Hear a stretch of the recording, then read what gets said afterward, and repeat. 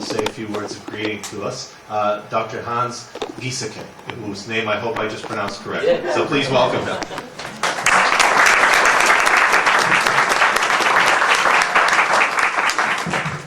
Ladies and gentlemen, dear friends, what a pleasure to see you all here this evening. It's such a joy for me to be back from Thessaloniki, Greece, and to see a crowd of friends, of people who are so interested in the history of this area and this institution that we call Anatolia. One of the things I've learned in my short time in Anatolia, I've just been there 3 months, is some of the history of the place. And as you'll find tonight, it is a very, very fascinating history that shows and reveals history coming together in a way that has created an institution which is a true international place, but yet has very deep and significant roots. And some of those roots are right here in the Commonwealth of Massachusetts, because this whole thing began in 1806 in Northwest Massachusetts, on the campus of Williams College, where 5 undergraduates were sitting under a haystack during a vicious summer thunderstorm. And they were there, and they said to themselves, and they committed to God, that if they survived this thunderstorm, they would go out and be part of the world mission movement, which they began, and which in turn was taken forth by the Congregational Church.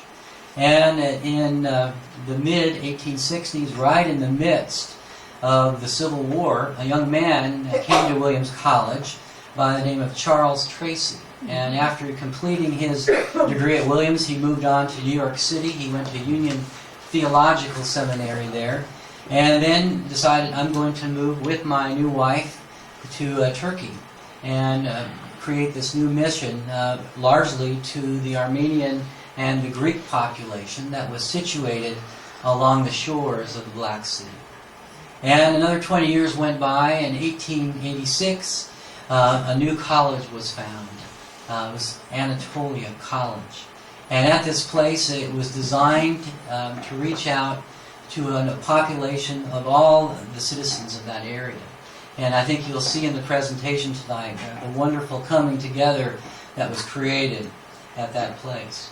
So tonight I just want to say thanks for being here, and I want to also say thanks to the organizations that are co-hosting this event with us tonight. We have the NAASR organization, in particular the Director of Academic Affairs, who you saw earlier, Mark Mamagonian, and Project SAVE, and their founder, Ruth Thomasanian, and, of course, our speaker, Dr. Armen Marsoobian. We thank you all for being here. And one of the things I thought you would be interested in as we jump into this is a couple of the statistics about Anatolia when it reached its peak in that region in 1913. I went by the library this afternoon of the Congregational Church right off the Boston Common, and I picked up a book that was written by one of Anatolia's former presidents, George White, and it's the autobiography or the biography of Charles Tracy, that man I alluded to earlier, who was the founder of Anatolia College. And this is what he wrote. He said, in September 1913, the college opened at its high water mark. There were 32 names listed among those on the staff, the administration, and the faculty of instruction. There were 10 Americans, there was 1 Swiss man, 1 Russian, 9 Greeks, and 11 Armenians.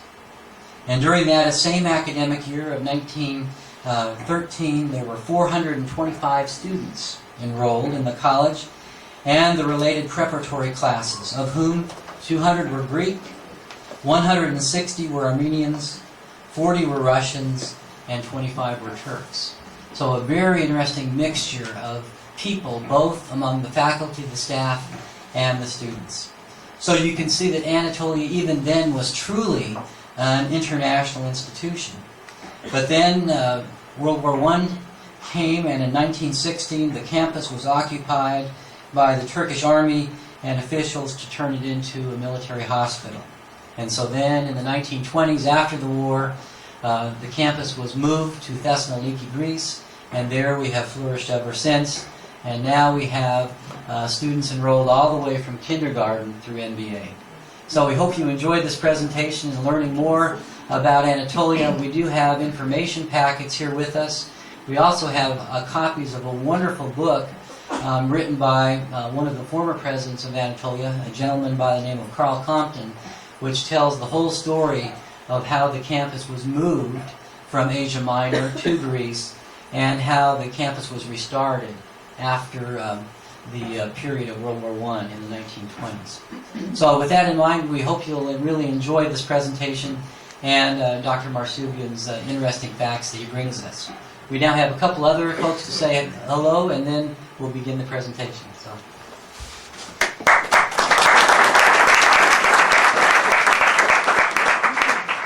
Good evening. My name is Ruth Tomasian.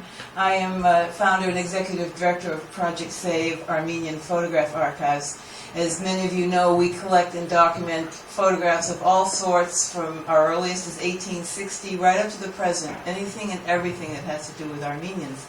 I'd like to recognize two of my staff who are seated at the very back, Armen Aram, we have a lot of A's in the office. Aram Sarkeesian, stand Aram, is our archival assistant, and Suzanne Adams is our archivist, and they'll be here later to talk with you afterwards. So the collaboration with NAASR and Anatolia is quite wonderful. I just thought I'd explain our connection with Armen Marsoobian. In collecting and documenting photographs at Project Save Archives, we're very careful to document who the photographer is. I always ask, so who took the photograph, even if it's just a snapshot? In fact, Margaret Dildilian and I had a conversation today about, if you've noticed, or later you can notice, we have a digital photo frame out in the library area that shows some of the photographs that Armen will be sharing with you this evening. And one of them is by Margaret Dildilian here when she was in Marsovan in the year 2000. And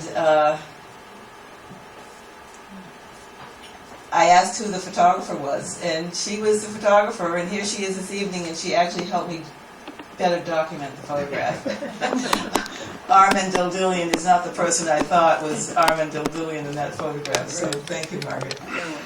So we document photographers, and we have quite a list of Armenians who are photographers in the Ottoman Empire and every place else in the world. In our book on Armenians of New England, we did a chapter on Armenian photographers of New England. So we're very careful to ask about who the photographer was and to find out more about the lives of these people, because these are the people who recorded our visual history.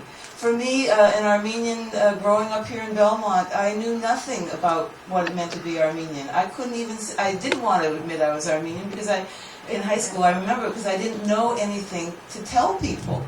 And it's through this photograph collecting that I started in 1975 that I've been able to learn about my heritage. And it's the visual knowledge that helps me.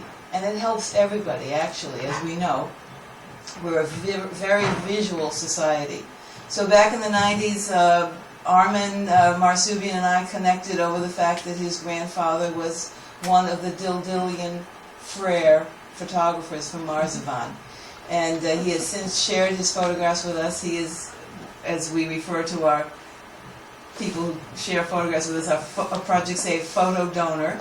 And so many of the photographs you'll see tonight in his talk are also at Project Save Archives. So it's a pleasure to be here greeting you and to welcome Armen to tell us his story. Thank you, Armen.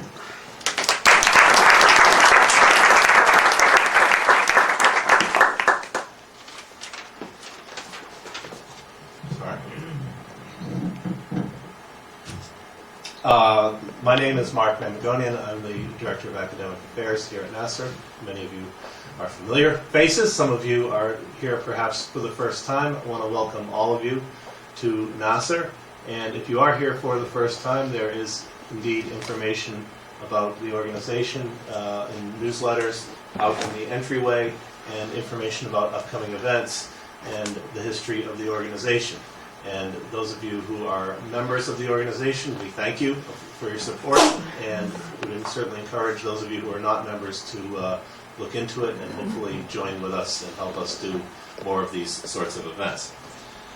I want to thank, in addition to Ruth Tomasian from Project Save, our sister or cousin or other sibling organization, Maria Karagiannis from Anatolia College. She's the director of U.S. operations. Yanni Poulakos, also from Anatolia, and of course the new president of Anatolia College, Dr. Giseki, for being here tonight with us. It was just really a few weeks ago that we all met here to discuss this event, and I especially want to thank Ruth for bringing everybody together and encouraging us to do this. And it's my pleasure now to introduce our speaker, Professor Marsoobian. Armen Marsoobian is professor and chairperson of philosophy at Southern Connecticut State University in New Haven. He's the editor-in-chief of the journal Metaphilosophy and teaches a variety of undergrad courses in philosophy and in the university's honors college, including ethics, logic and critical thinking, aesthetics, ancient philosophy, and advanced courses in American philosophy and genocide studies.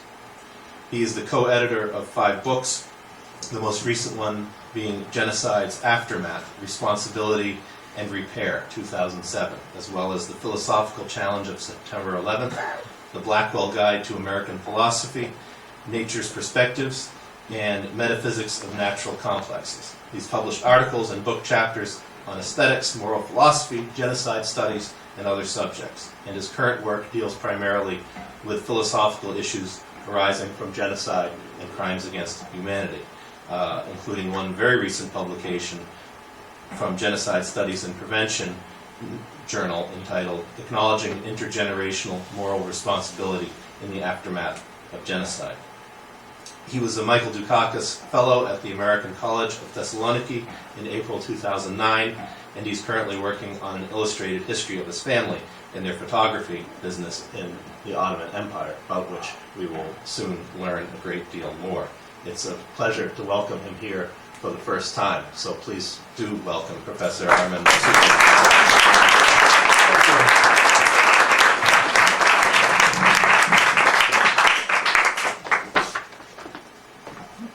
Forgot where I put the paper.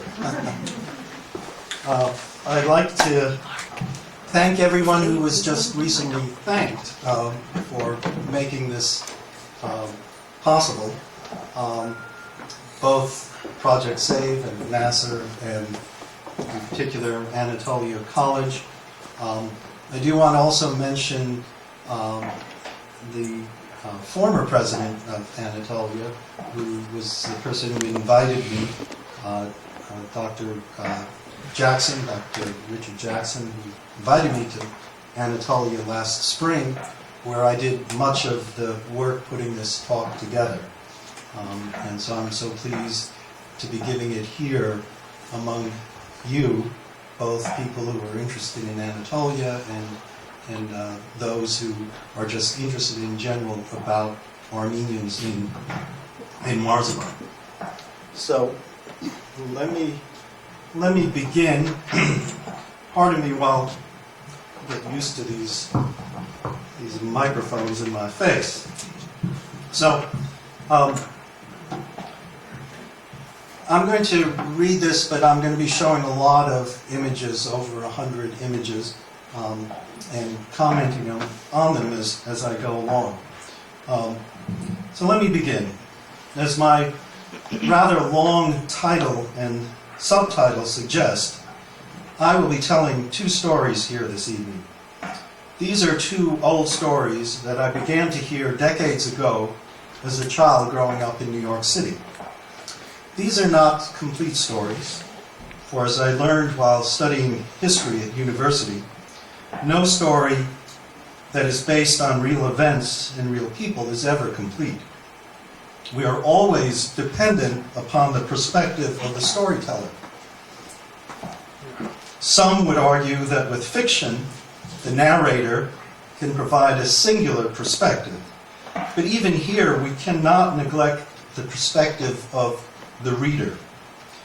You, my audience, will bring your own perspective to what you're going to hear and see tonight. Now, the stories that I began to hear as a child were only fragments. They were not stories with beginnings, middles, and ends. Often, they weren't stories that were being told to me. They were overheard snippets of other conversations. At first, they were words and phrases spoken at odd moments with odd names and places. Merzifon, the college, Turkey, Polis, Haracha, Samsun, Palu, Haleb, the orphans, Jira, Aksor. Words spoken in English, in Armenian, and in a language I didn't understand and was not meant to understand, Turkish. There were also images, a few, not many. A bearded man, distinguished looking, my grandfather, a man I never knew. As I grew older, these fragments began to come together. They were little snapshots into a distant time and place whose boundaries still remained indistinct to me. As these stories began to slowly coalesce, I soon realized that two stories were being told, my father's and my mother's.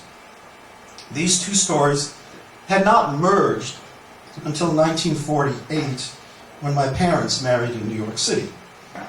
I will be telling you one of those two stories tonight, my mother's family story, the Dildilian story.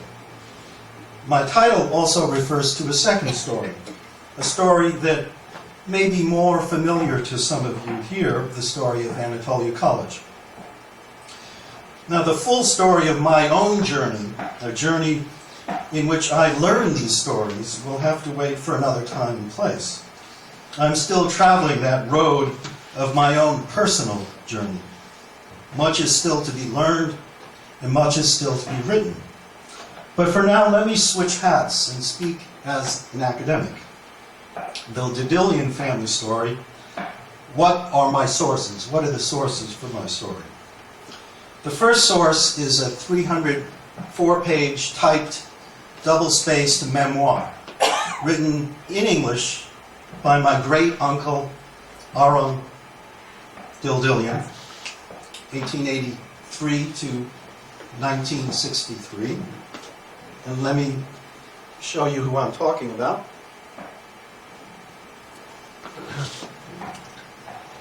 The person without the beard in the middle.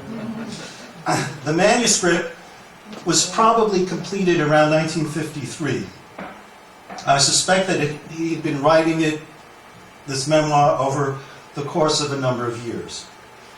I received the manuscript in the early 1990s from my aunt, Martha Dildilian, the widow of Ara Dildilian, a 1926 graduate and former trustee of Anatolia College. The original manuscript had been handwritten. My uncle Ara had the manuscript typed and began the process of editing it when his life was cut short by a sudden heart attack in 1986. My second source is a 13-page double-spaced speech, originally handwritten in Armenian by my grandfather, Tsolag Dildilian, man in the beard, 1872 to 1935. A speech given in January of 1928 on the occasion of the departure of his son, Ara Dildilian, the father of my cousin here sitting in the third row, on the occasion of the departure of his son, Ara Dildilian, to America in order to commence his university studies here in Boston at Northeastern University. The translation of that speech was made by my uncle, either my uncle Ara or my uncle Hamayag, with slight revisions by my mother Alice. So you see the two brothers there, and those are the two that are the photographers. Okay?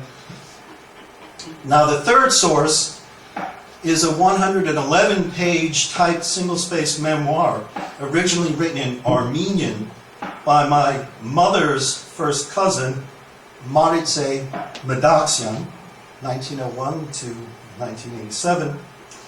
The notebooks containing the memoir were translated first into French in 2007 by my cousin Haig der Haratunian, and then in draft form into English 6 months ago by his brother Edouard. I received the draft this March. The notebooks were written in about 1970 to 1980. So those are the three written sources, memoirs, family sources that I'm going to be referring to. And the third person here in this photograph is the mother of Maritse, who wrote the third source. And these are all siblings. This is Maritse, the person who wrote the memoir, the 111-page memoir. And this is taken in Marsovan upon graduation from some level in the girls' school. As you can see, she has her diploma there. Now, the fourth source, besides those three written sources, are the photographs taken by Tsolag and Aram Dildilian between 1888 and 1935 that were left to me by my uncle Humayag before his death in 1990. There are also many untapped sources, including family letters, audio and video recordings of my mother's reminiscences, notebooks written by my uncles Humayag and Aram. These are all to be explored in the years ahead. Now, as for the story of Anatolia College, I rely on Carl Compton's The Morning Cometh, which is in the expanded edition that you were told about earlier, and also Everett and Mary Stevens' Survival Against All Odds, and Deborah Brown Kazakis' Anatolia College, The Power of Institutional Memory, and Bertha Morley's diaries called Marsovan 1915, and there are copies of those out there, and then also portions of other writings, including those by Reverend George E. White, who was quoted earlier again. Now, there are many places where one can begin these two stories, Anatolia College and the Dildilian story. These two stories intersect in Marsovan. On the institutional side, you can begin as far back as 1806 with the famous haystack meeting, which President Gisecki referred to earlier. This is when the idea of missionary work was first born in the minds of a group of young Williams College students. Or one could place the institutional origins of Anatolia College with the ideas of Cyrus Hamlin in the 1840s and 1850s, and follow the evolution of Bebek's seminary into Anatolia College with its founding in 1886 under the leadership of the first president, Reverend Charles C. Tracy. Now, our family story begins even earlier with my great-great-great-grandfather, Muradens Garabed Dildilian, born in Sivas, the Sebastia, in 1768. This is just another picture of the family once they moved to France, and the woman in the top is Maritse, who wrote the memoir.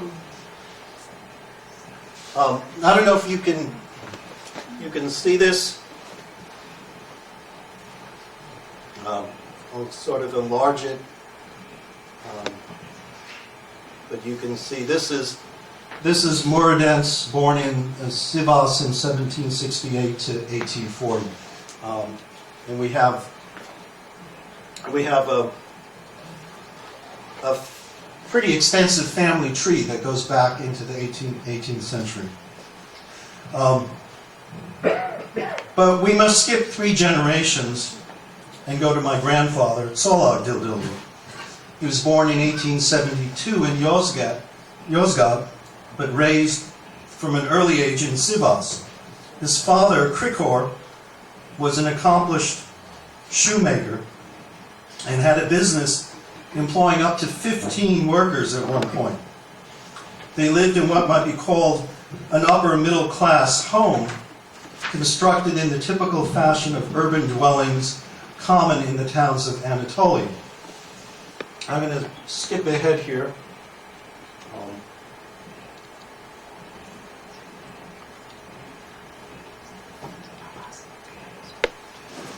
This is just another family tree with the red circles identify the two brothers and their sister and Maritza down here on the bottom.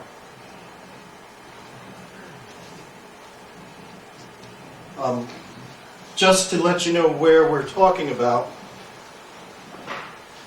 on the map you can see Merzifon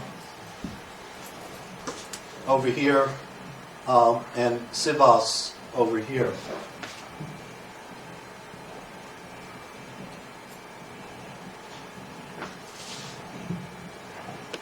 What I'm showing you is an image of, this is a drawing done by Aram Dildilian, based on memory of the childhood family home, the ancestral home in Sivas.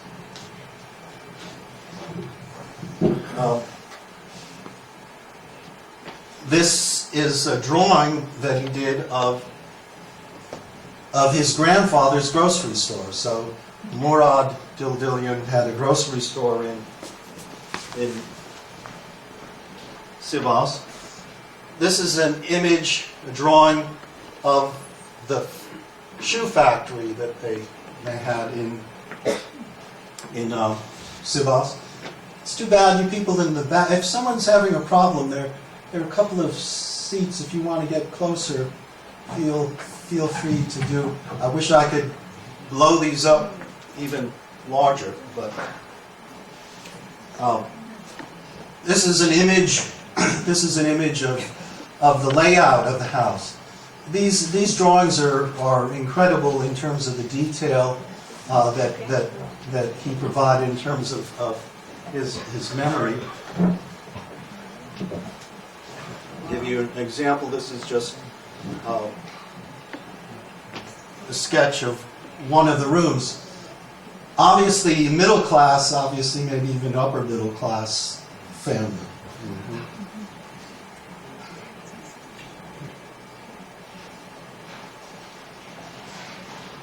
So this was the summer kitchen. There was a winter kitchen.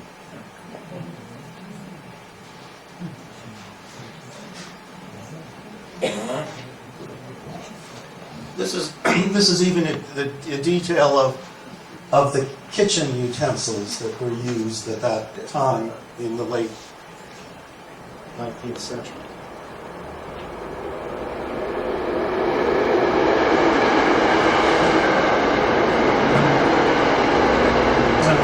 Now, Tsolag worked in his father's factory, but he had no intention of becoming a shoemaker.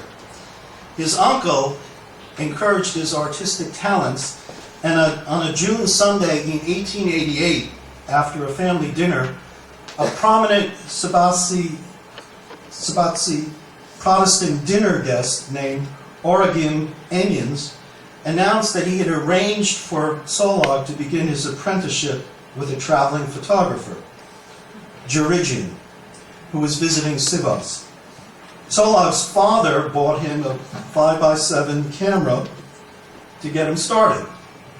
Unfortunately, the photographer who he trained with was more interested in, this is quoting from the memoir, eating and drinking with the officers, than he was with teaching my grandfather the art of photography. 3 months later, he had a diploma, but lacked the skills. His first photograph was of his brother Aram. His next was of his father Krikor. Upon seeing the photograph, his father forbade him from going public with his photography, at least until he had more experience.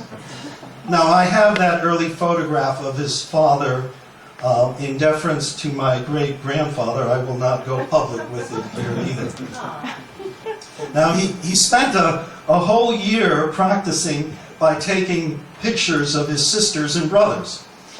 Let me quote my grandfather's words regarding what he calls the psychology of photography at that time. Quoting, "Armenians were very jealous about their families. They would consider it immoral or immodest to have their women exposed to the photographer. Many would consider it bewilderment to stand next to their women. My ears hear many remarks addressed to photographers." So you can imagine, photography wasn't necessarily seen as among some group of people, not as a very moral profession. As an aside, almost all the photographs of Tsolag picture him, my grandfather, with a beard. According to Maretz's account, his beard was at the request of his father. Being a fair-haired, blue-eyed, and good-looking lad, his father had reasoned that having a beard would make him less attractive to the young women he would photograph. Now, that wasn't the reason why I grew my beard as a late teenager. Quite the opposite. Now, needless to say, starting a business in this environment must have been difficult. Tsolag's father had heard of a young photographer named Mikhail Naturian in Bolis, Constantinople, who had the necessary skills to start a studio but lacked the financial resources. My great-grandfather mortgaged the ancestral home that you saw in those sketches and paid to bring Naturian from Bolis, bought all the necessary equipment, and rented a space downtown. The career began.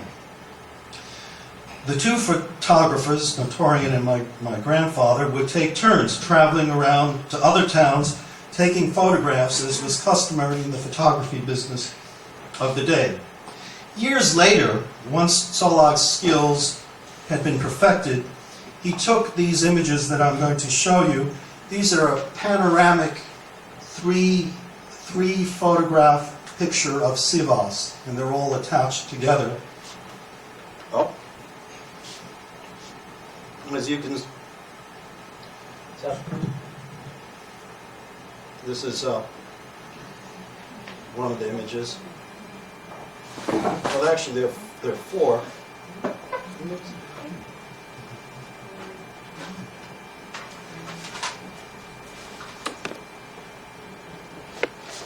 Well, I think I had one image, but it's not there of all of them attached together. It must have disappeared. But let me take you back to one. This one. Yeah. And I want to sort of focus in a bit. I don't know if you can see in the middle, this building here is the Armenian church in Sivas that no longer exists. But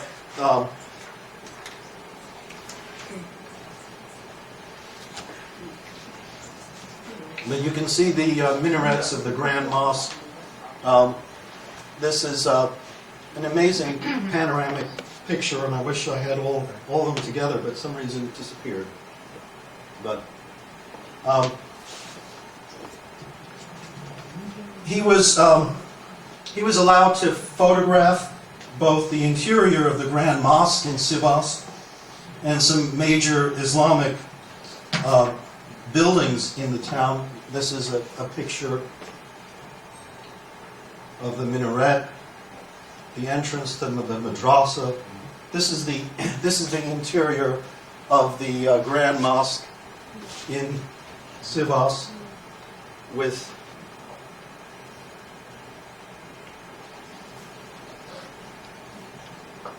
as you can see, with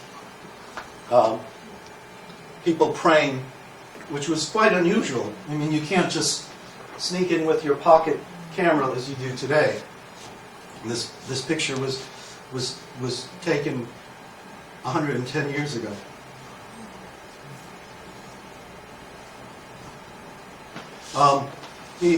This was taken much later, but this was an example of some of the work they did in Sivas. This was the Central Evangelical Union in Sivas. And some of these individuals went on. This person here this is George White, who became the president of Anatolia College. This person is Kavor Gulian, who was a teacher of Armenian at Anatolia College. And his book, the date here is incorrect. I believe he did not die in 1915 because he appears in an account late in that year.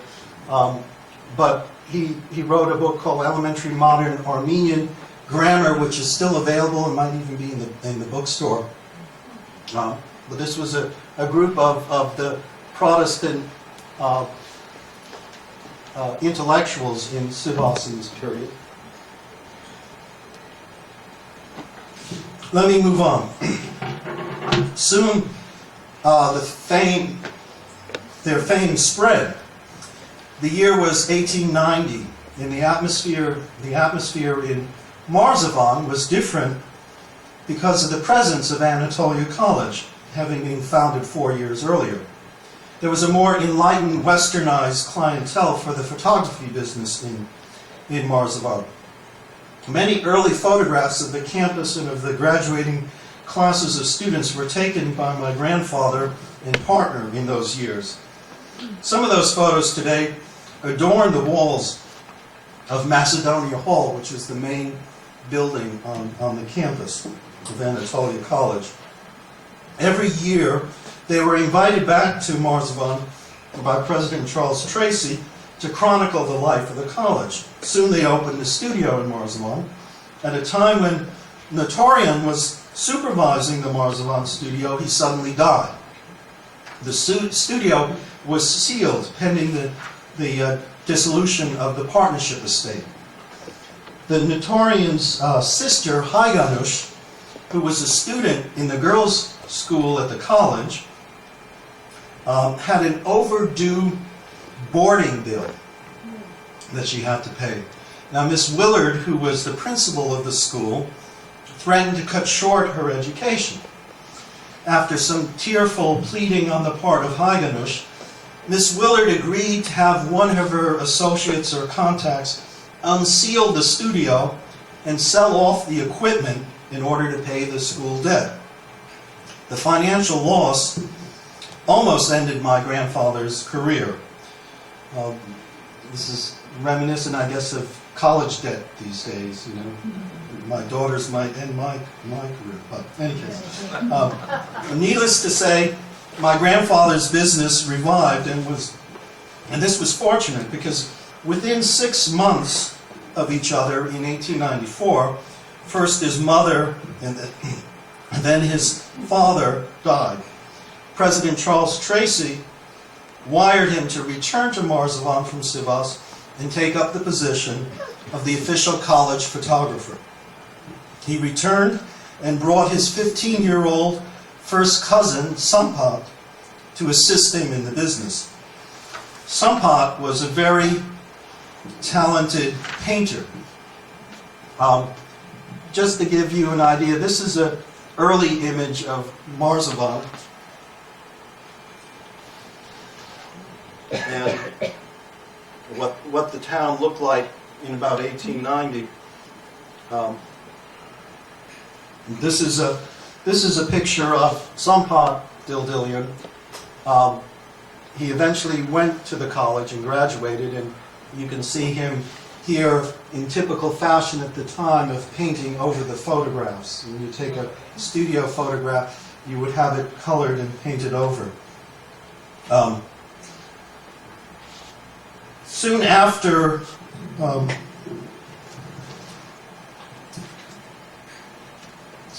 beginning his work in Marsovan, the Hamidian massacres began to roll through the Armenian provinces of Anatolia. Tsolag and Sampat survived behind the protective walls of the college and under the protection of the American flag. The family shoe business, now operated by his uncle back in Sivas, was in ruins, so Tsolag brought his siblings to Marsovan. There are many harrowing details of the Hamidian massacres in Sivas that are described in my great Uncle Aram's manuscript. But that would take us down another road, not the one I'm on tonight. Now, while assisting in the studio, Sampat enrolled in the college. He soon was teaching art classes at the college. He graduated either in 1905 or 1906. Sampat's many talents extended beyond the photo studio. He accompanied Professor John Marsoobian's many scientific journeys exploring the flora and fauna of the countryside of Anatolia.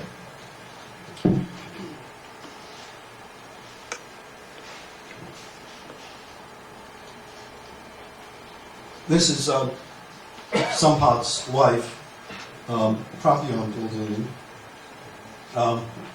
He expanded the studio by opening. He drew maps and illustrations for Marsoobian's natural history books. He taught himself the art of civil engineering, and while at Anatolia College, he met Frapion Nakashyan, the sister of my grandmother, Mariam Nakashyan. He expanded the studio by opening a branch in Samsun. Sampat was soon appointed as civil engineer for the Samsun to Sivas railroad that was at that time being constructed just before the outbreak of the First World War. He, along with his wife and 3 children, perished in the genocide of 1915.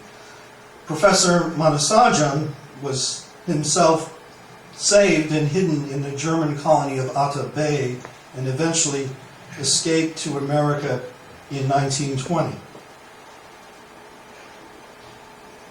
This is a picture of the college at the time.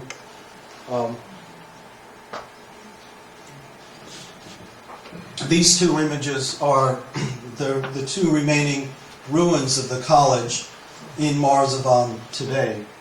The clock tower, that's a Swiss clock that was brought to Anatolia in the 1890s. That clock was not originally on this building. President Jackson told me they had made an effort to bring the clock over to the campus in Thessaloniki, and everything was arranged in terms of the costs and such, but at the last minute the Turkish government declared that a national landmark and refused to let it be moved. The other building is the museum library, which was the one of the last buildings built on the campus. But now I'm sort of jumping ahead in my story. Now, after the recovery from the Hamidian massacres, in which 300,000 Armenians perished, a recovery in which the college played an important role, there was a period of spectacular growth for the school. New buildings were being built, a hospital, soon to be replaced with a new state-of-the-art facility, barely complete before the outbreak of the First World War. This is the period that was described earlier. Enrollment soared, a new faculty were hired. Students and staff came primarily from the Greek and Armenian communities, but there were a few Russians and there were also Turks, not many. Armenians made up about half of the college faculty. I'm going to show you a number of images of the college in that period and the staff. Some of these people have been identified. I'm still in the process of identifying them. This person was one of the music instructors. This is a picture of the college band. In this center, you'll see George White, who became the president of the college, and next to him was the music teacher, the Armenian music teacher, Professor Dildilian, and various students. I like this picture, especially. I don't know if you can see this character here. He seems to be off in his own world, composing or something. He doesn't have an instrument.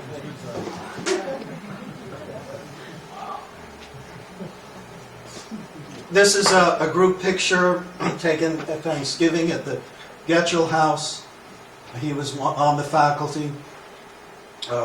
This is Charles Tracy in the front. There's George White. A number of these people I've identified. And there are 2 or 3 versions of this photograph, similar photograph taken every year in front of. This is the faculty sort of at the peak. These are the professors and teachers in 1913, 1914. There were, at that time, this is the college faculty. There were also teachers for the lower schools. There were 5 Americans, 10 Armenians, 6 Greeks, and 1 Turk. We see Tracy in the middle, and this is Manasajan here, with various Armenian faculty in the back. This was the professor who Sampat Dildilian worked with and did the drawings, many of the drawings, and for his books. Interesting, he was a naturalist. He discovered this wild tulip, which he sent to Holland. And in the articles about this tulip, it says that it's extinct. There are no more specimens of this. There are only ones that are cultivated. They're no longer wild varieties. He had opened the museum in the college, and this museum was full of the sort of natural history of the countryside. And it was a very popular attraction. There's some accounts that say on the weekends they had to give tickets out because so many people wanted to come and look at the things that were discovered in the museum. Professor Manasajan, his mother again was German, so he escaped to the German colony.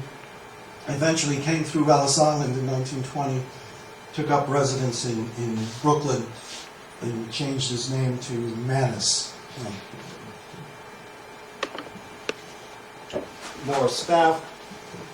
For you in the audience, the Greek community in the audience, I'd like to know that there were a number of important faculty there who were Greek.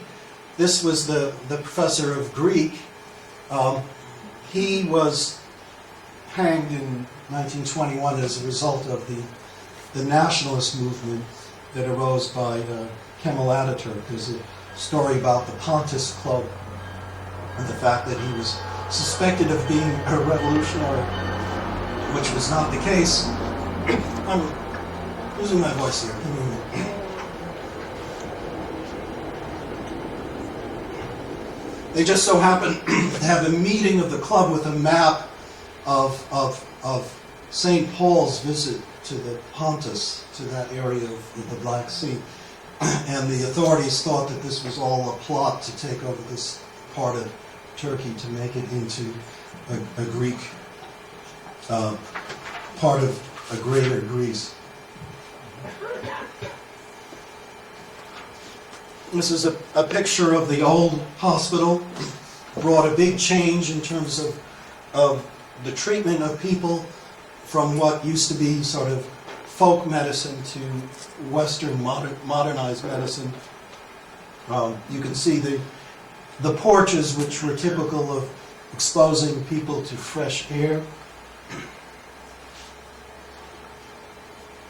Another picture of the hospital. There's the sort of the ambulance in the back, which is that wagon. You can see this. You can see the nurse there standing in the front. This is inside the hospital, in the ward.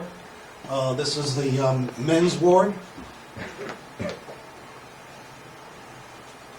This is an interior of the new hospital. Again, the men's ward. Sterilizing equipment. The women's ward.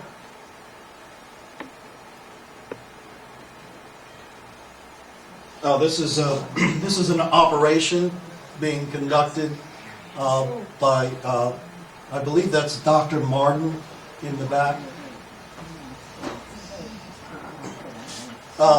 This is an image of a child being prepared for an operation. This is a picture of the new hospital that opened just before the beginning of the First World War. This picture was taken about 1914. One of the most advanced medical facilities outside of Constantinople at the time. And now, the Anatolia College Hospital plays an important role in family story. But it's an ironic role. Now, Aram Dildilian, who was a 9-year-old still living with his parents in Sivas, had severely injured his leg as a result of an attack by a Turk who felt he had not shown respect as their paths crossed on the street. For 4 years, his injury would not heal properly. His brother, Tsolag, arranged to have him come to Merzifon to see Dr. Carrington at the college hospital. After an unsuccessful initial operation to control the infection, Dr. Carrington was forced to operate a second time in order to amputate Aram's leg. By doing so, Aram's life was saved. Now, the irony I referred to earlier has to do with Tsolag's role in the hospital. The college hospital was to become a state-of-the-art facility under Dr. Carrington's successor, Dr. Jesse Martin, who to this day is celebrated as one of the founders of modern medicine in Turkey. The first X-ray machine arrived in the hospital early in the century. The first X-ray or radiology at the time was considered a form of photography. My grandfather was thus put in charge of running the X-ray machine in the hospital. He was now photographing interiors, human interiors. Of course, in those days, no one knew about the harmful effects of X-rays. Operating with his face unprotected close to the machine was not believed to be dangerous. But years later, he developed cancer of the jaw that eventually led to his death in 1935. In this sense, I refer to the irony. The hospital prolonged one brother's life and shortened another. This is a picture of my grandfather near the end of his life in 1935. I don't know if you can see in the image his jaw is crooked from the cancer. Now, this was Anatolia College at its zenith prior to the First World War. Given how sort of far away some people are, I'm going to just skip through this, but these are lists of the faculty that taught at the college while it was in Turkey. You can see many Armenian and Greek names here, the faculty. It was also pointed out the students were primarily Armenian and Greek. I'm going to skip through these. These are lists of some of the students. This is a picture of Merzifon just before the beginning of the First World War. It's a panorama shot of the town as it moves up the hill toward the college. You can see the college coming into play with, here is the tower with the clock. Here, the museum library being built. And this building here is my grandfather's house, the house where my mother was born.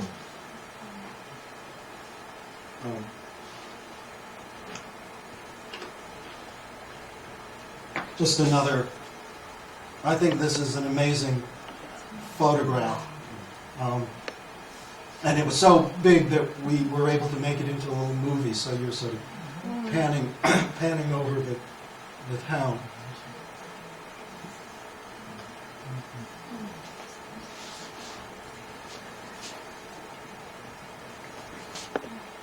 You can see the winter wheat. This valley had a lot of grain. This is the same photograph. I'm going to zoom in.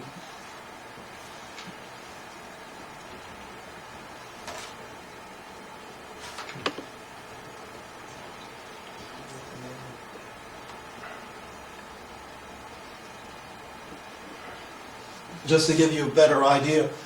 That was the family home in Marsovan. You can see the roof is odd.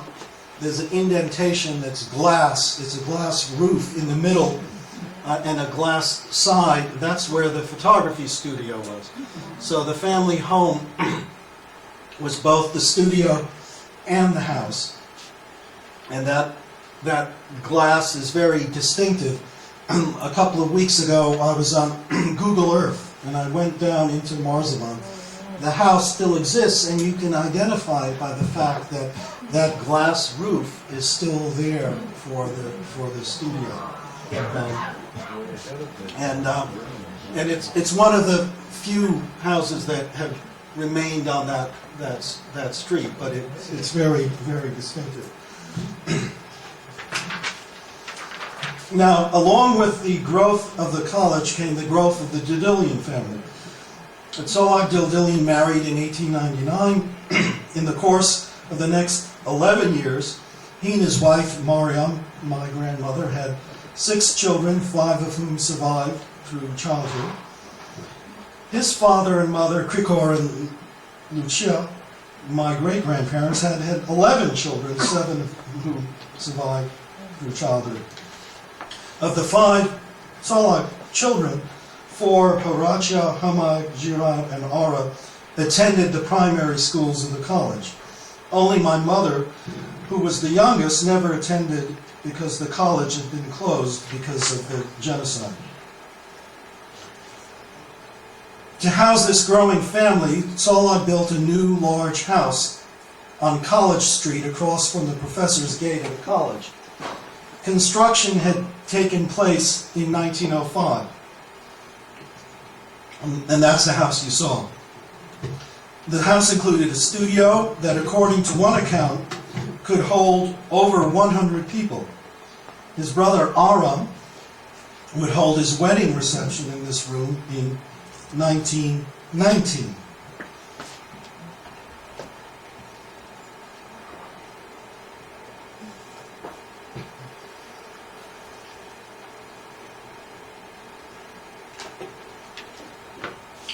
I'm going to show you various images taken of Marsovan, the town itself.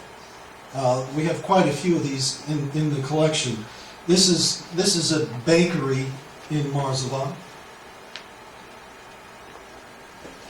This is part of the Marsovan market. This is a Protestant church in Marsovan, I believe the Congregationalist church. This is another image of that same church. There are pews, but there are also this vast open space. My understanding is sort of the pews reflect the sort of New England Congregationalist view of a church, while the empty space is typical of the Apostolic Church, the Orthodox Church, where there were no pews. It was a diverse population. There were a significant Catholic community in Marsovan, and this was a picture of the Catholics of Marsovan. This is a picture of an apostolic wedding taking place in Marsovan. All the adult males are obviously wearing fezzes, which was common in that day, or in a sense required. But you can see the altar boys in their robes there. They also have fezzes. And this is the bride. Here comes the bride with the veil coming out of the church. This is a photograph of of Mary Tracy, who was one of the teachers, the daughter of Reverend Tracy, the president of the college. She taught in the primary school. And three of my uncles are here. This is my uncle Hamayag, this is my uncle Girar, and this is my uncle Ara here, who graduated from Anatolia College and became a trustee. I don't know, when I showed this at the college to the high school class, they thought it was quite funny that someone would start in a dress and become a graduate. Two of this boy and this girl are children of two of the Armenian professors. Fortunately, with this photograph, there was some identification on the back. A lot of the photographs, we don't have all that much information. This is a photograph that was taken of the house under construction in 1905, with the workers there. This is another photograph that shows the house, as you can see again with the indentations in the roof. Just more photographs of the house in winter. This is the gate that led to the street. Out this gate was the road that, across the road was the college. This gate plays a role in a story I'm going to tell a little later. Just an example of some of their stationery. This is an interior shot of the studio. You can see the glass here in the back. This is my grandmother in the middle. This is a staged photograph. They're all involved in some cloth production. Marsoovan had a lot of home weaving industry. It was a cottage industry. All the women were often at home weaving. And this shows some examples of the cloth and the dyeing of the cloth and the loom in the back. This was actually used in one of the Project Save calendars. Oh, and that's my uncle there in the corner. Just to give you an idea, this map is of the college by one of the graduates, and this 43 here is where the family house was across from the main college building. Maybe you can see that better.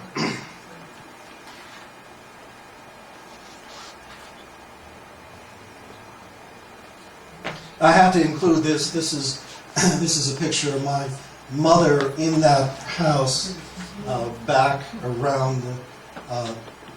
I would guess this was about 1916, 17 or so.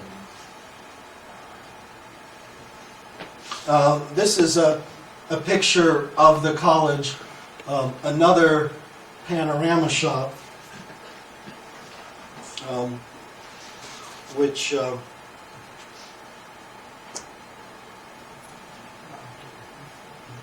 give you some idea of the buildings, the main building of the college.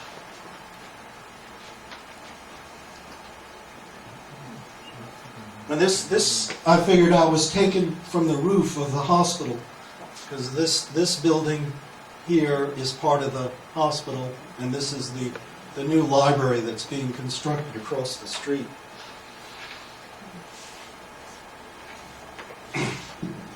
Now, this is a famous photograph that's used quite often, and it shows the procession celebrating the opening of the Parliament on December 17th, 1908. As you know, in 1908, some of you might know, a constitution was established that gave rights to all the minorities within the Ottoman Empire, and people thought this was going to become the beginning of a new age for the Armenians and the Greeks in this period. It didn't, unfortunately, turn out to be that way, but at that time it was felt that this was the beginning of a real reform in Turkey. This is the street where the college is on this side, on the left-hand side, and on the right-hand side, the gate to my grandfather's house is right here. So he obviously took this from high up. Give you just a feeling for this image. You can see in the front there are the Orthodox priests among a diverse population of Armenians, Turks, and Greeks.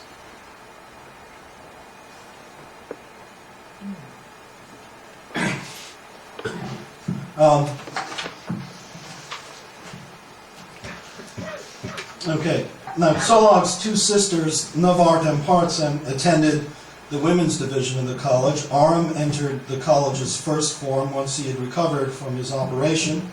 He was later fitted out with an artificial leather leg that Professor Marsoobian, who I showed you the picture of, had ordered from Germany. Now, to give you a flavor of what life was like on the college over 100 years ago, let me read you an excerpt from Aram Dildilian's memoir. These are the words of my great uncle. I was admitted to the college first form and started my schooling. On summer nights, once in a while, in secret with a few boys, we did dare jump into the college swimming pool for a few minutes. We did not dare stay much longer as the night watchman, Mergadich Emi, would come by. Oh yes, I had another amusement, which was to watch the bear cubs brought from the Sivas mountains. Soon, the bear cubs grew to be unruly and dangerous, so Chester Tracy... Do we have bear cubs on the calendar? No. That's something you have to arrange. Chester Tracy, with the help of the big boys, dug the ground for a new and bigger house with a climbing pole and a water pool and a nice cave for them to sleep in. When moving in day came for the bears, we had a housewarming ceremony. All the college girl and the girls' school and the orphanages were off that day. Professor Marsoobian officially named the bears Ursu and Ursula. Then they all sang the Manu of the bears. And with my voice, I'm going to try to read this. I'm not going to sing it. When I was at Anatolia, I read this, and then after the performance, a group of women came up and they actually sang it to me. Okay. Mer archer inchguden den yerku shakti maragi meg chorek shakti lupia ya hink shakti ora havla la urpat ora mazum zum shapat ora pilaf laf iragi kashke ge. If you know the tune, you can sing it to me now. In the winter months, every Friday night, quoting again, we have special lectures by our professors. We used to have a full house. Thousands would attend, city folk as well as college people. When he said thousands, I was thinking I was exaggerating. When I was reading George White's account, he talked about hundreds and hundreds of people coming up for the lecture. I tried to spend all my leisure time helping brother in his photographic studio, and on Sundays I used to go to the orphanage to sing together, read and discuss things in general with the orphan boys. These were the orphans of the Hamidian massacres of 1894 to 96. Little did Aram realize at the time that almost 20 years later he would be asked to take charge of the orphans of the genocide of 1915 and 1918 and run an orphanage for Near East relief in Samsun. But for now, he was making the most of his days in Anatolia. Let me conclude with one last adventure, quoting again. During those days, lots of interesting and unusual things and affairs took place. During vacation days, I used to go around and play with the professor's children. Once in 1900, Aram Tasjan, the translator for Dr. Carrington, while I was in the hospital, was trying to transmit wireless signals from one tower of the campus to another. Puran Sivas and I were helping him, and this was a great achievement, we thought. And this was the first sort of wireless communication that was taking place here in the early 1902-3 in the college. Now, Aram graduated, and after much struggle was able to leave Ottoman Turkey in 1904 and came to the United States to further his photographic studies at the Illinois College of Photography in Effingham, Illinois. He graduated, but soon became very homesick for his family in Marsovan. In less than 3 years, he was back in Marsovan, and with the return of Aram, the Dildilian brothers' business expanded. In addition to studios in Marsovan and Samsun, and by some accounts also in Trebizond, Amasya, and Adana, Aram also opened a studio in Konya. So there were studios in about 4 or 5 different cities. This was a prosperous and happy time for the family and for the college. As I said, a new constitution was promulgated in 1908 and limited the power of the Sultan and gave Armenians representation in the parliament for the first time. There were 12 Armenians seated in the Ottoman parliament, and this was celebrated on and off campus, and that was one of the photographs I showed you. Now the family was also prospering. The family made trips to the countryside for picnics and even went sightseeing to Amasya. I'm going to show you sort of a bunch of photographs that are basically family visits or trips to the countryside, to the various ruins. This is a picture in the countryside. This is going toward Amasya. This is Amasya. This is again in Amasya. These are ruins of Byzantine structures. These are the Pontic tombs in Amasya, which still exist today. Actually, this photograph has my uncles up there climbed up inside the tomb. This is a picture today of those tombs in Amasya.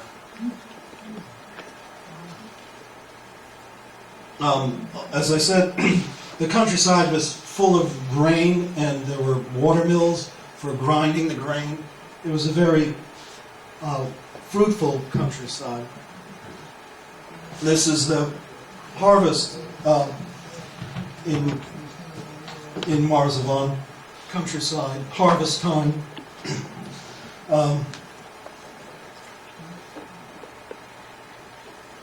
Oxen carts that were used to carry the grain.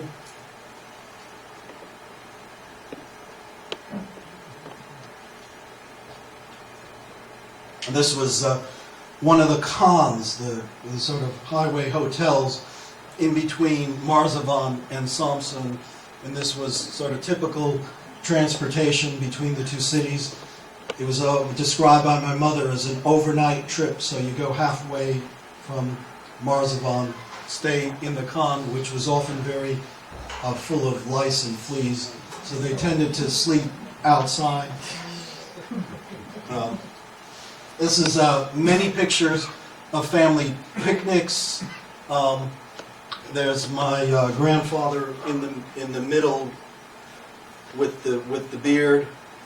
We have a lot of these pictures identified, various cousins, relatives. All the children playing, including, there's a picture of my uncles there. And I think one of the little girls is my mother, but we can't say for sure. Now, these times of growth and joy came to an abrupt end in the spring of 1915. Needless to say, during the darkest of these times, between April 1915 and late 1918, the lenses of the Dildilian brothers' camera began recording a different set of images.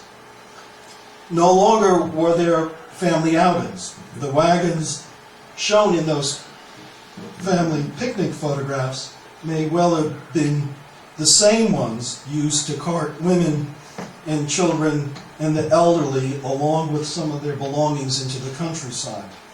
But as we know, most eventually had to walk on foot to their deaths at the hands of the special squads that often made up of criminals. Tsolag, his wife Mariam, his brother and sister Aram and Haganush, and their children miraculously survived in Marsovan through a combination of factors. Let me explain what some of these factors may have been. Now, excluding sheer luck, photography played a significant role. My mother often told me that grandfather and his brother were the only photographers in much of this area. They had long worked for the governor, recording important public events and personages. We know from the historical record that on March 15, 1915, a number of prominent intellectuals in Marsovan were arrested, including the professors of the Anatolia College, Professor Marsoobian, who I showed you a picture of, and Professor Hagopian. They were jailed and beaten, but soon released. After this incident, and they were released in part because of a large payment made.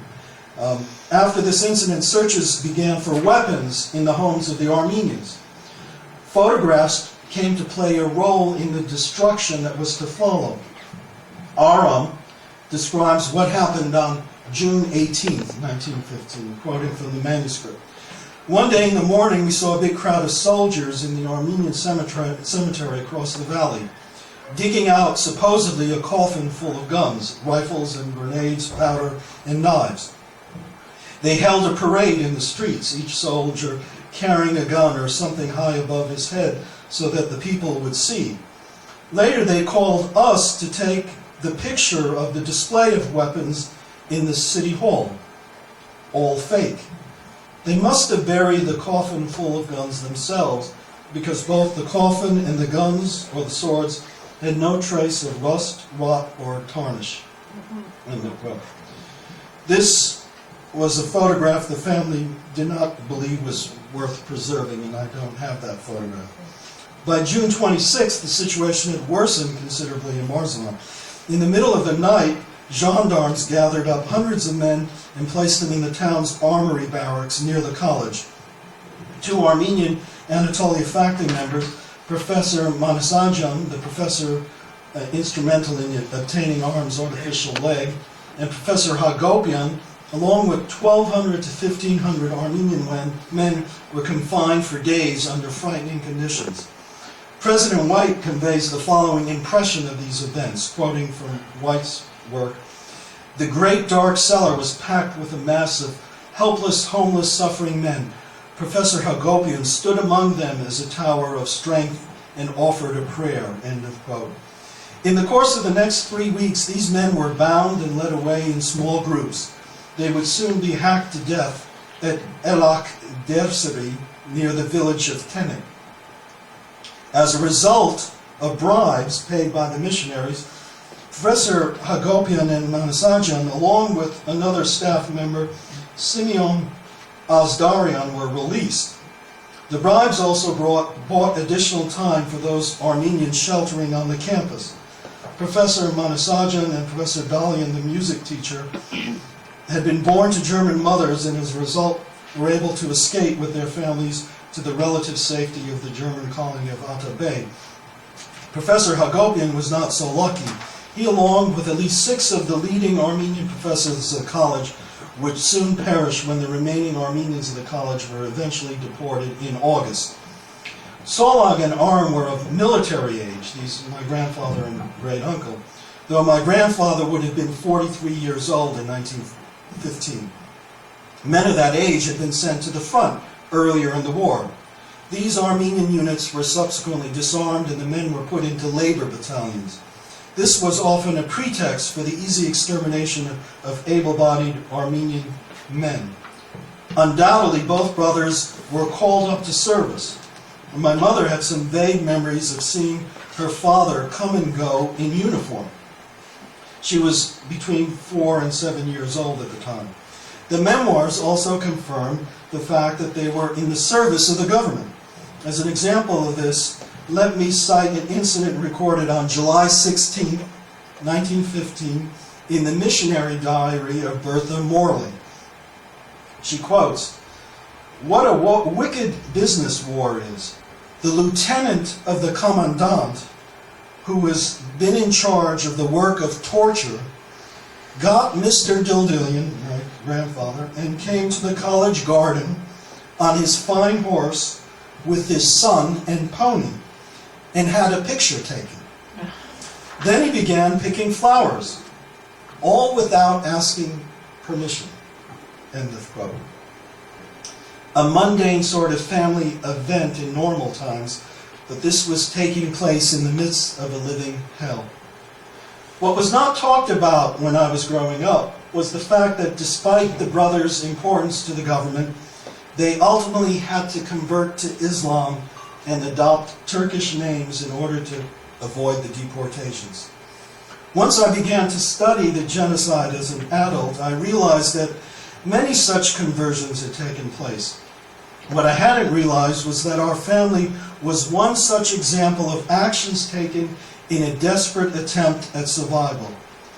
Was this a family secret kept from our ears? I must assume that to some extent it was. The full description of what had transpired was not revealed to me until this past spring, when I read the English translation of Maritza's manuscript. She was 14 years old at the time, and she described in detail what happened between August 6th and August 12th, 1915.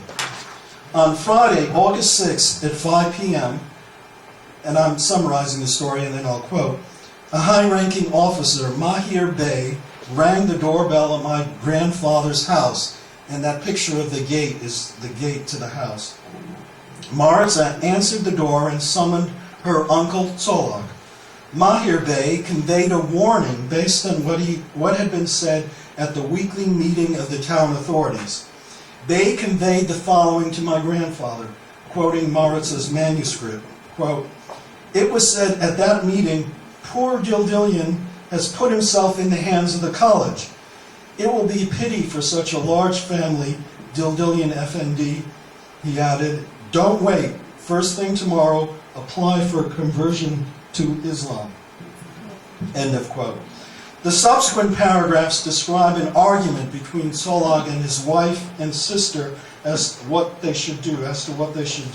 They were strongly opposed to the conversion.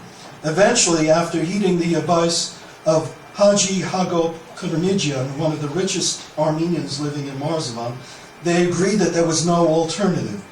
On the morning of August 10th, the deportation of the Armenians from the college campus began. Maritza picks up the narrative. Quote, "We are in midsummer. Nights are clear. Anyway, who would be able to sleep soundly? Around 5:30 a.m., we heard the creaking of sounds of oxen carts in the street. We ran to the upper bedrooms to see what was going on. The carts were entering the American College. Alas, Mahir Bey had been right when he said, on Tuesday the Armenians of the college will be transported." End of quote. As you recall, my grandfather's house was across the street from the college, separated by a street and high walls of the campus. I now pick up the narrative from the college side of the walls. These are the words of Corsi Compton from his book, Morning Cometh. Quoting, "The second morning after my return from Constantinople, we awoke to find the campus surrounded by armed soldiers. One group broke through the main gate and began driving the Armenians from the building. Ox carts were lined up on the road just outside the gate. The women and little children were loaded into carts, clutching the few belongings of food and clothing they were allowed to carry with them. The few men and older children trudged along besides them as they started on the pathetic journey. Word seeped back that on the second day the men were separated from the group and were taken a short distance into the hills, where they were shot, stripped of their possessions, and buried in a mass grave. End of quote. A very similar account is given by President George E. White's, in George E. White's book, Adventuring with Anatolia College. In Aram's memoir, the same events are described from a slightly different perspective. Aram happened to be on the grounds of the college campus early that morning, attending to some work. He's warned by Mr. Dana Getchell to run home when the gendarmes enter the campus. He too views the tragedy from the top floor of my grandfather's house. Picking up again the narrative of Moritz's manuscript, the following transpires in the Dildilian home across the street later that day. Quoting, "On Tuesday afternoon, we all went down to the town hall, the Konak, as we used to call it, where all the administrative departments were housed. We climbed up to the first story where the Mufti's office was. It was a big room. The Mufti, a small man wearing a white turban, sitting behind a desk with a clerk beside him. He asked the men to sit on a wooden bench placed along a wall, and the women to sit on the floor. Then he orders the men to repeat after him, 'God is one. Wherever you are, you may call on him. He is present and ready. Muhammad is his prophet, and Isa, Jesus, is his disciple.' If I am not mistaken, these were the words he said. After the religious ceremony, we were taken to an adjacent room for the administrative ceremony where our new Turkish names were registered. Professor Gulian, who I showed you in that early photograph of 1903, a very knowledgeable man in Turkish, had chosen nice names for us." End of quote. Maritza goes on to list the names of the 14 members of the family and most of the Turkish names that were given. This is where I learned that my mother, Alice, was given the name Leman, meaning beautiful, shining. And my grandfather, Tsolag, was called Tertev, meaning ray or glint. What transpired in the days and weeks ahead are two parallel stories of determination, ingenuity, and courage. Some of you might be aware of the story of the rescue of 48 Armenian girls who were taken by the Turks from the girls' school of Anatolia College on that day. Charlotte Willard and Frances Gage, two of the teachers, were allowed to follow the girls, follow behind the deportation caravan. After many harrowing events and shrewd and brave actions on their part, they were able to return the girls to the college on September 6th. In Aram and Moritz's manuscripts, a parallel story of rescue is told. This is a story in which upwards of 16 young Armenian men and women are hidden in various secret places in Moritz's house and in the neighboring houses that had been abandoned by the deported Armenians. Again, through cunning and ingenuity, Aram and his sister Haganush are able to protect these individuals for the next year and a half. At minimum, 16 lives were saved, for an unknown additional number of young people were hidden in my grandfather Tsolag's house. While there's no explicit written account of this, my mother remembered young people suddenly appearing from the oddest corners of her house. Hopefully someday these stories will be published and available for you to read. There's some amazing stories here. There's so much I can share with you there's not much I can share with you in terms of photographs that were taken during these dark days in the summer of 1915 and in the subsequent 3 years. Most of the photographs that were taken were for the Turkish authorities, and none were retained in the family collection. I will share with you some photos of my family members who were lost. 22 persons on the Dildilian side of the family perished, while a comparable number perished on my grandmother's, the Nakashin side of the family. This is a relative who attended the college, and he was married into the family. This woman is a sister of my grandfather. This whole family, including my great aunt, perished. This is Professor Hagopian. He was deported on that day in August that I described. He perished. This is remarks by Reverend White, President White, describing that moment as Professor Hagopian and myself drew aside and kissed each other goodbye. He said to me, "Dr. White, I want you to understand and remember that I am going on my own choice. I have friends among the officials and influential Turks. They promised me a traveling permit for Constantinople. I could have gone there and been safe, but I did not want to separate from my own people. I wanted to share in whatever experiences were in store for them. So I go now because I would not try to escape. I have no doubt that was fully true." 25 years, this is White saying, "I have no doubt that was fully true. 25 years we have worked together shoulder to shoulder," and he was killed the next day. This is a photograph taken. This is the same photograph I showed you before, but they're X's over the 9 professors, 7 Armenian and 2 Greek, that were eventually killed. This is a photograph that I found in the family collection. There was a glass negative I found in a box. I had it developed. I don't know much about it, except that I can assume it was taken about that time between 1915 and 1918. Don't believe it would have. I'm not certain how it was taken, and your guess is as good as mine. I don't even know if this person is dead, but it shows the deprivation of time. Now, the next photograph was taken by a German soldier near Heckenheim, November 18th, 1918. The negative was left in the family collection. It was printed by me, so this is another negative I found. Now, my mother used to tell me German soldiers, obviously taken, as I said, in 1918, with many of the victims' skulls.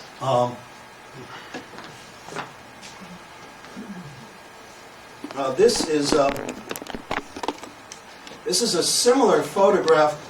It's not the same one, but this was made into a card that was sent to my cousin in Paris found, and it was taken at the same time.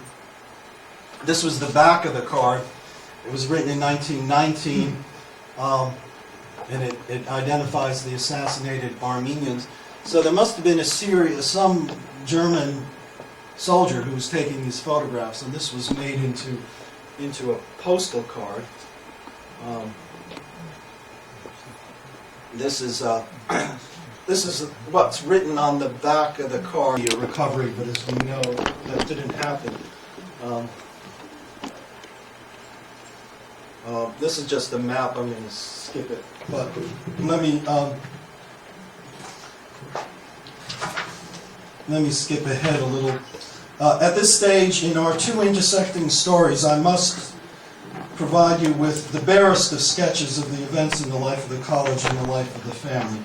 The college was closed in May of 1916 and did not reopen its doors until October 1st, 1919.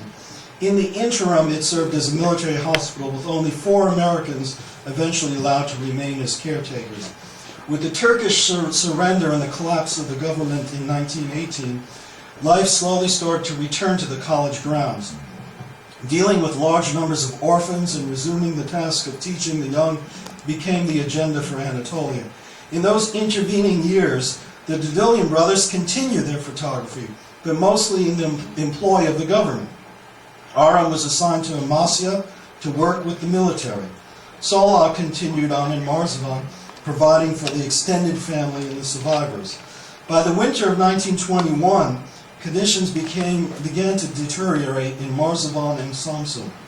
The college was ordered shut down on short notice by the nationalist authorities in March of 1921. The Greeks had invaded Turkey. The nationalists unleashed a genocide on its Pontian Greek citizens. Armenians again were subjected to more atrocities. My grandfather was warned to leave Merzifon because of threats to his life. He moved part of his family to Samsun and continued to take photographs. This is the studio in Merzifon, in Samsun, that he continued to work in through 1921. This is the interior. You can see the glass roof here.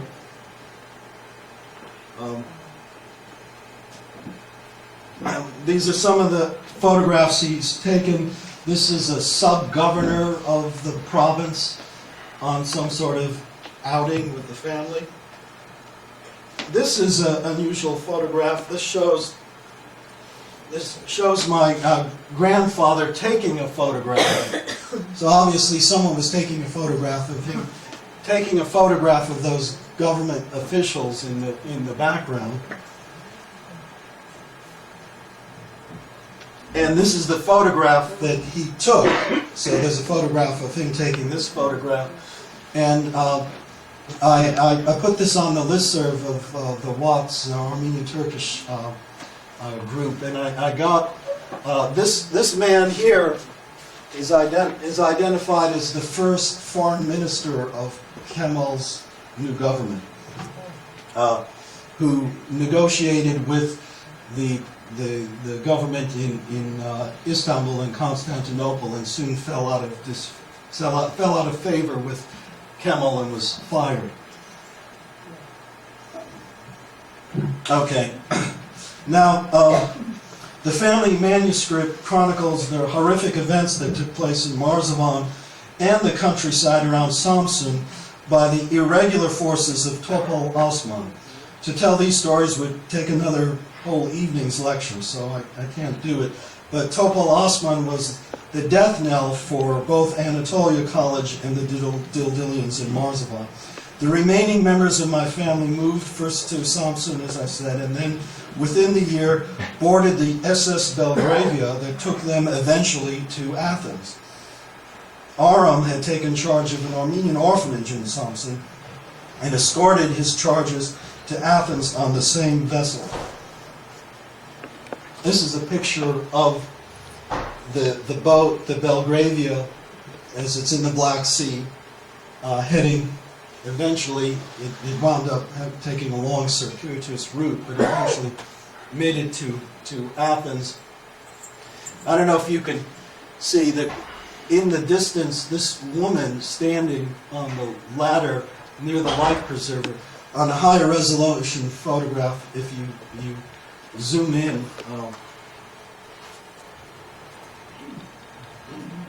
I believe that that's my grandmother.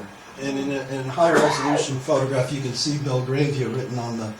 So you can imagine my grandfather sending my grandmother says, "Stand next to the life preserver. I want to get this shot."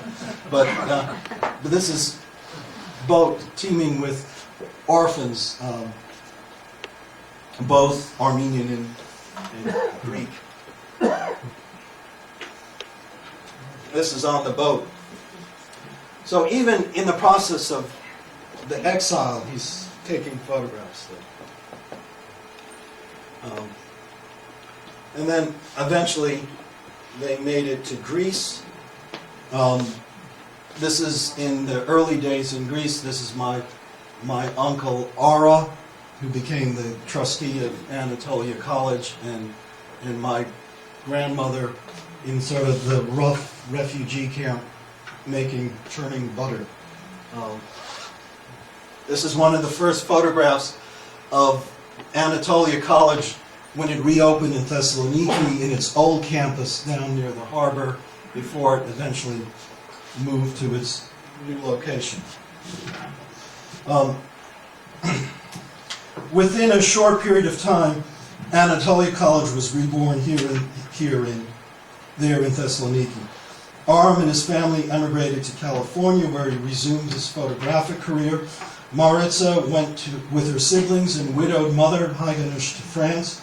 Tsolag Dildilian reopened the Dildilian photo studio in Kopinya in Athens and passed on the tradition of photography to his son Hamayag and my mother Alice. I myself find it especially moving to have been able to give this talk and show these images of Anatolia College. There is no doubt in my mind that I've been immeasurably enriched by the stories chronicled in the words and photographs of the Dildilian in Anatolia College heritage. Thank you.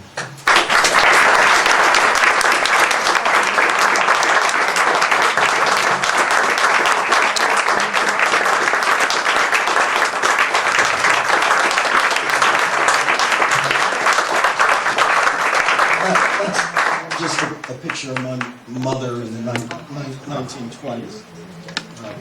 Thank you.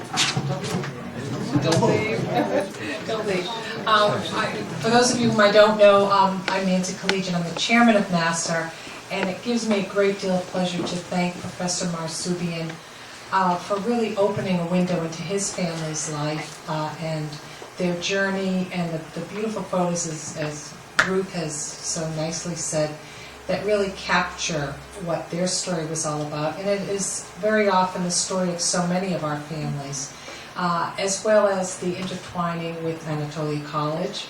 And it's such an intriguing story, and he tells it with such passion, and it's so important to him. So I want to thank all of you for being here tonight, and I do hope you'll stay. I don't know if the professor would like to entertain some questions, but we do have refreshments afterwards, and our friends from Anatolia College have provided us with some lovely Greek treats, along with some other treats that await you.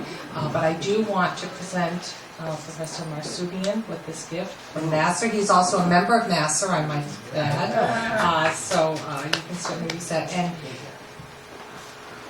right here for Dr. Gisecki, The Burning Tigress by Peter Polak. Well, thank you. Thank you so much for being here.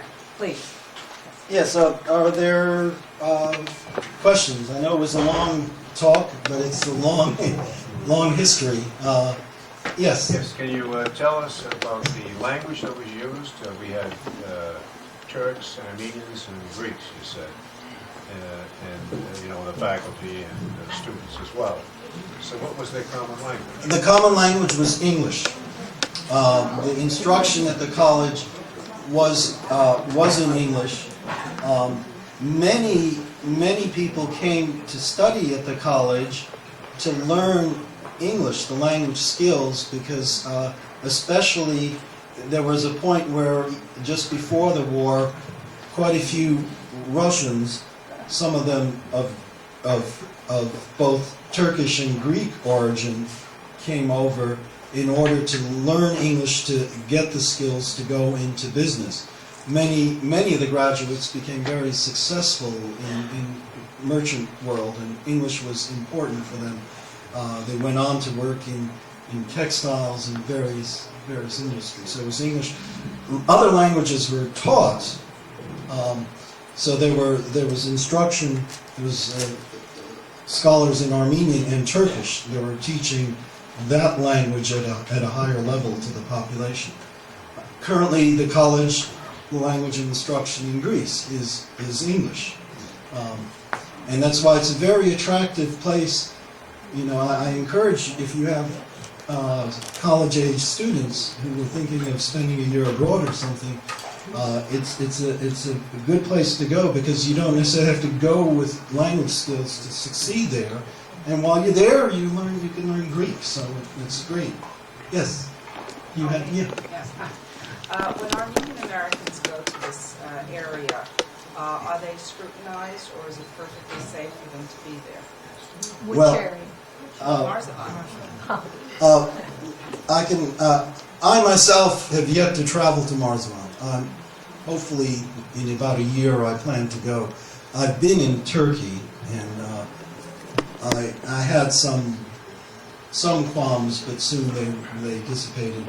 But I spent a lot of time with academics and intellectuals. But I know Margaret Yes. went to Marsovan with her husband Armen Dildilian, who's the son of Aram, one of the two photographers. She might answer how comfortable. We went in the year 2000.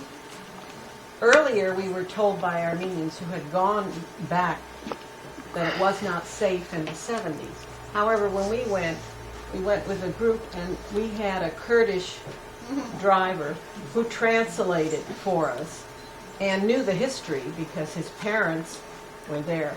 So it's safe, but you have that feeling because you know what has transpired there, and all those Armenian homes that were once Armenian homes are now Turkish homes. Did you stay in Marsovan itself, or did you stay We didn't someplace stay there, else? but we went, we there. through there, and we went through the college. I mean, the college was in ruins, and they had, cattle running through it. But it's safe. It's safer now than it has been. But we were constantly traced by military because they knew we were an Armenian group, and when we came through, you could tell when they saw our Armenian name that they, that it wasn't quite Carefree. careful. But I don't think they do anything now because there's just too much scrutiny. I mean, I'm looking forward to going there. Hopefully, I will arrange in advance. I would like to see the house because it still is there, and I probably will, as a gift, send some of the photographs of what the house was 100 years ago, if I can identify the current owners, and to let them know I'm not there to take back the house. I just want to see it. Can I just ask Yes. one more question? As a frame of reference, because my mother was from Marsovan. That year, do you have any idea of what that year that Maritza received the diploma? Do you know what year that was? I could probably figure that out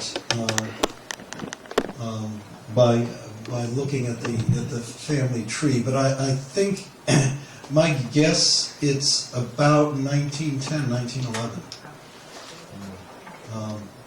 Because she was 14 in 1915, and she looks like she's about 10 or 11 in that photograph. But I think I have a date somewhere on the back of it. Any other questions? Just to say, I'm making an assumption here, Professor, and that it's a liberal arts college, basically. Anatolia College Anatolia. today? Yeah. Well, we can ask one of the Anatolia people. This Maria. We've been based on Beacon Hill. We look out the window of the State House, at the State House, and it's been incorporated in the state of Massachusetts since the 19th century. The school today is in Greece. It's a K through 12 prep school, and it looks kind of like a New England prep school in those pictures. It's a private American school, and it's a 4-year liberal arts college. And we do have Armenian students. There's even a scholarship set up for an Armenian student. When I was there, I met a student from Yerevan. And let me just, as a footnote, ultimately, what I would like to see happen is some visible recognition of the victims of the genocide there on the Anatolia College campus, because there was such a great number of both students and faculty who were lost. So this is sort of the beginning of the process of reaching out to the Armenian American community to make them aware of the college. In a sense, the college would never have existed if there weren't Armenians there eager for education, for Western education. They were the ones who, in a sense, came up with the idea of having the seminary converted into a college, and they put up some money to have it done. So the roots of this college are very connected to the Armenian community. So, this is a journey that I'm on, but I like to help Anatolia increase its awareness among Armenians and to raise even some money to do something there on the campus and acknowledge the victims of the genocide. There were so many students of that college, both Greek and Armenian, who lost their lives in this period. Any other questions? We should probably end it there. Yeah, I'll take one more. Yeah, one more. And then you can talk to me, obviously, over refreshments. My father lived in hiding with a Greek family from 1915 to 1918 in Samson. And from there he went to Marsovan to an orphanage and mentioned at the hospital there that he would scratch himself at the orphanage in order to get into the hospital for some food and treatment. Can you tell me if there was an orphanage? You mentioned an orphanage in Samson, but was there an orphanage nearby the college? Yes, there was an orphanage in Marsovan that was opened in 1918, and it was on the campus of the college. And that when they reopened the college in 1918, they not only were caring for all the injured people in the hospital, they were running the orphanage, but they were restarting the college all at the same time. It was an amazing feat. And those orphans, that reference I made to the 48 girls that were saved, those became orphans. They went out on this, for 3 months, they were on, in a sense, their death march, but they were protected by the fact that the two American women were following along behind and trying to figure out ways to get them back. They were eventually brought back in September, and they were the beginnings of the orphanage that was set up there in Marsovan. So there is quite a bit written on that orphanage. Okay, well, thank you very much.